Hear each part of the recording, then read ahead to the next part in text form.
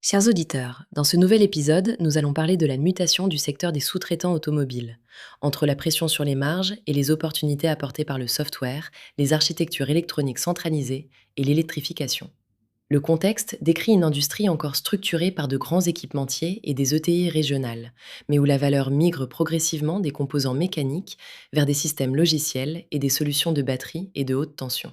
Cette dynamique impose une approche stratégique centrée sur l'innovation, la cybersécurité et la capacité à s'inscrire dans des chaînes d'approvisionnement plus résilientes et régionales. Sur le chapitre des hypothèses d'investissement, l'idée centrale est qu'en 2026, le secteur se situe à un point de bascule entre la pression sur la rentabilité et l'augmentation de la valeur technologique. Les architectures électroniques centralisées et les plateformes logicielles deviennent des différenciateurs, et la donnée embarquée devient un actif stratégique. Le déplacement de la valeur confirme que d'ici 2030, les segments logiciels, batterie et électronique de puissance pourraient représenter plus de 50% de la valeur ajoutée d'un véhicule électrique. Les marges les plus résilientes appartiennent à ceux qui savent combiner contenu technologique élevé et barrières à l'entrée fortes. Parmi les relais de croissance, on citera l'innovation produit et l'intégration logicielle, les partenariats technologiques, co-développement OEM, la relocalisation des chaînes d'approvisionnement et les M&A sélectives autour des technologies de batterie et d'ADAS,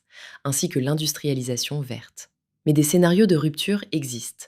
Technologiquement, la concentration peut se renforcer autour de quelques acteurs, tandis que l'IA s'impose dans les systèmes embarqués. Géopolitiquement, l'Europe, les États-Unis et la Chine redessinent les flux et encouragent la régionalisation. Sociétalement, les attentes vers une production plus durable modifient les modèles de coûts et d'empreintes matérielles. Pour les dirigeants, plusieurs axes prioritaires.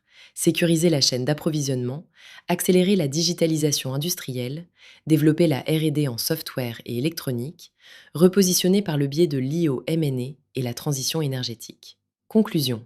D'ici 2026-2030, la valeur se déplace vers les segments à forte intensité technologique et les alliances régionales seront clés.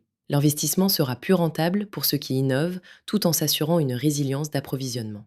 Partagez vos points, abonnez-vous et contactez-nous pour discuter.